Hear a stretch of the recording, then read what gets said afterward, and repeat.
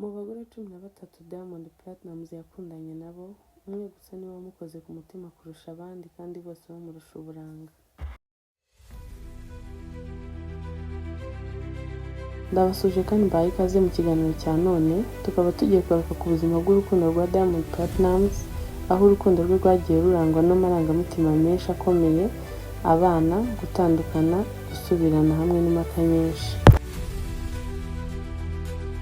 Reka rero dutangire ku mukunzi we wa mbere ari we Wema Isaac Sepetu, wabaye Miss wa Tanzania muri 2007, akaba ari n'umukinnyi w'amafilme.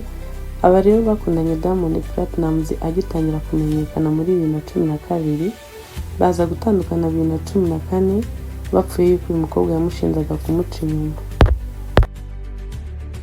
Ku mwanya wa kabiri rero turahasanga uwitwa Joketi Mwegelo. Aba rero bakundanye igihe gitoya, aho Diamond Platnumz urukundo atigeze yifuza ko bijya hanze cyane, baza gutandukanywa rero n'igitutu cya social media, aho abantu bose bavuga ko impamvu Diamond atifuza ko urukundo rwabo rujya hanze ari uko atamukunda. Ku mwanya wa gatatu rero turahasanga umukobwa witwa Penny, akaba ari umunyamakuru kuri radiyo muri Tanzania. Diamond akaba yaravuze ko bakundanye igihe gitoya bakaza gutandukana nyuma y'uko yamuteye inda akaza kuyikuramo.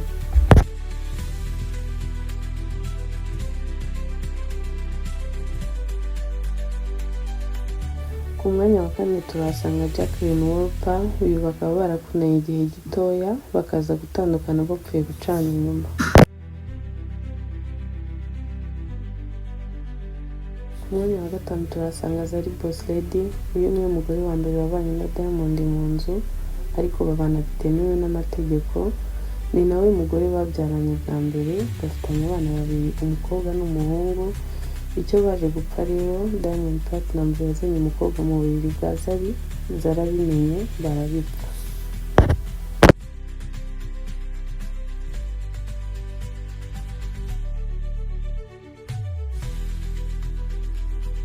Mwanya wa gatandatu mu bakobwa bakundanye na Diamond Platnumz turasanga Hamisa Mobeto.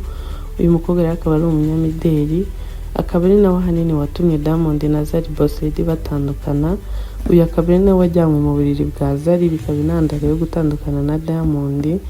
Nawe rero avuga ko Diamond babyaranye umwana w'umuhungu, nubwo Diamond we abihakana. Muri 2023 rero haje gukorwa ADN test, basanga umwana atari uwe.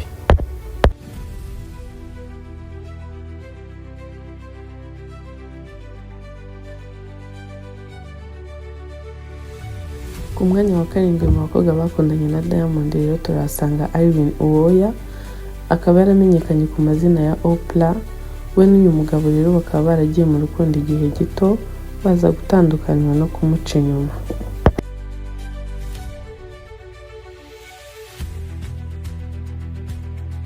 Umwanya wa 10 mu bakobwa bakundanye na Diamond rero turahasanga uwo bita Naji Datan. Uyu nawe bakundanye igihe kitarenze amezi 5, baza gutandukana.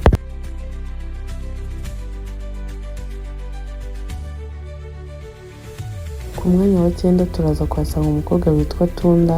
Uyu nawe bakundanye igihe gitoya baratandukana.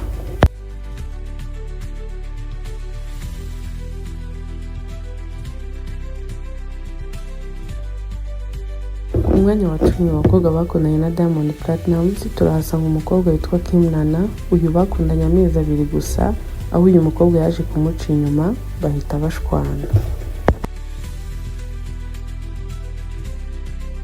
Ku mwanya wa 11 rero mu bakobwa bakundanye na Diamond turahasanga umukobwa witwa Tanasha Donna wo muri Kenya. Uyu mukobwa rero niwe mugore wa kabiri wabanye na Diamond mu nzu nyuma ya Zari.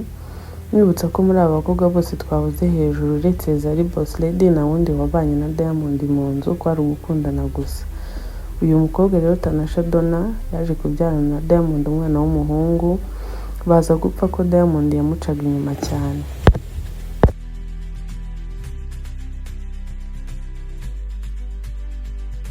Ku mwanya wa 12 ari nawo wa nyuma turahasanga umuhanzikazi Zuchu. Uyu mukobwa akaba akorera indirimbo ze muri label ya Wasafi, akaba ari we mukobwa umaranye igihe kirekire na Diamond, bakaba bakundanye imyaka 5. Uyu Zuchu ni nawe mukobwa wenyine Diamond yakoye, bakaba babana byemewe kandi Diamond ntasiba kubwira abamukurikira ko Zucu ari we mugore yari yarabuze, kandi avuga kenshi ko amwihanganira kandi ko azi gukunda kurusha abandi babanye mu rukundo mbere. Vuba aha rero Diamond aherutse guha impano mama wa Zucu y'imodoka, amushimira ko yareze neza kandi amushimira ko yamuhaye umugore mwiza.